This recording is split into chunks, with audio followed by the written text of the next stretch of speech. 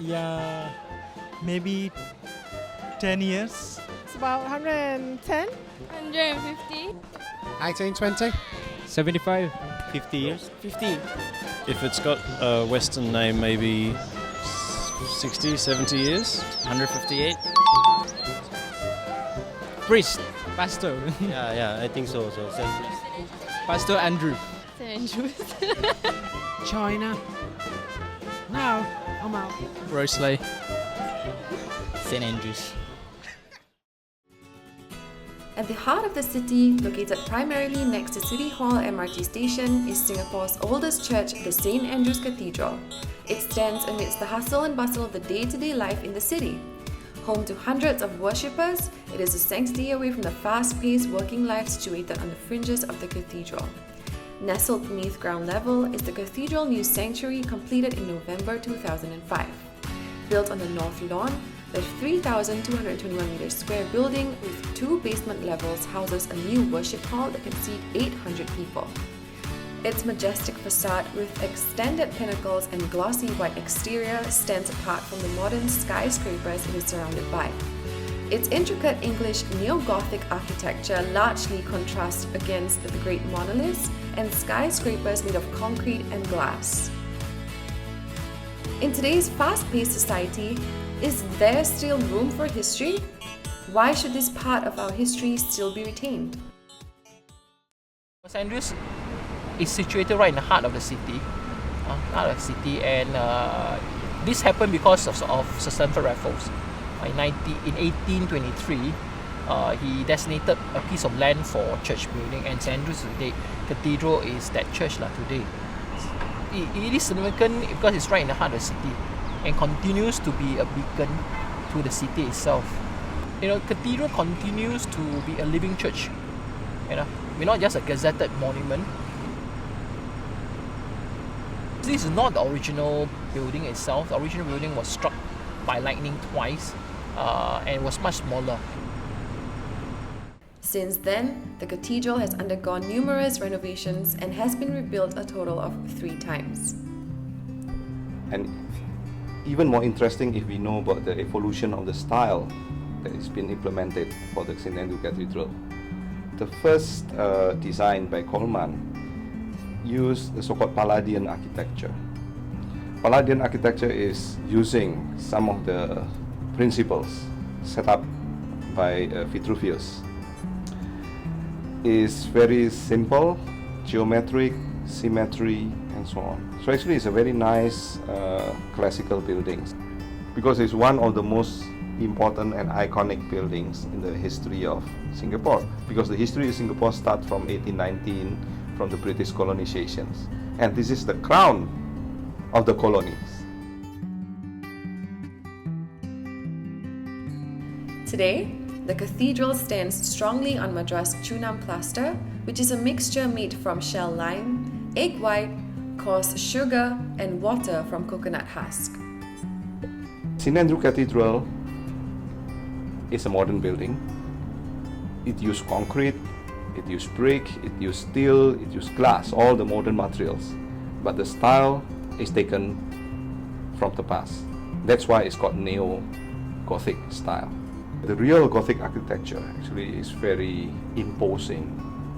It has a huge volumes inside the buildings with a pointed arc. It's a structural system of the Gothic buildings which carry the load from the roof and the entire building into the ground through a series of structure outside the wall.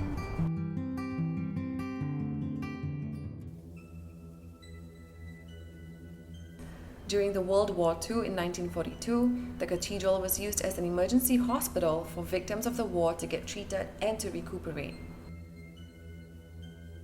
It was naturally used as a hospital to treat. They cleared all the pews. And they took down the stained glass, and it was used as a hospital for many of the injured, because at the time Singapore was not as big as we today. It was not as built up, so there wasn't any much place to house, and I think that's how cathedral contributed to the war effort in itself. The cathedral serves as a reminder of our past. It is important to uphold tradition in today's fast-paced society. So we have 8 bells actually all the way from UK, and today is still being rung. And on Sunday, just 5 minutes before service, it is rung. And as I say, we continue the tradition of in the early days where the bells were rung to remind all worshippers to come to the church. The podium itself is a significant aspect of the cathedral, as it is a golden eagle. The eagle symbolizes the spreading of wisdom and awareness to the people. It even represents the church's mission to spread faith and peace. The cathedral is not just a site of worship. Members of the cathedral even hold events and ceremonies like weddings. It opens its doors and welcomes people from all walks of life. The cathedral has served many religious and non-religious purposes in the past. What purpose then does the cathedral serve for its people today? Restoration efforts and several conservation efforts have been made over the last 10 years.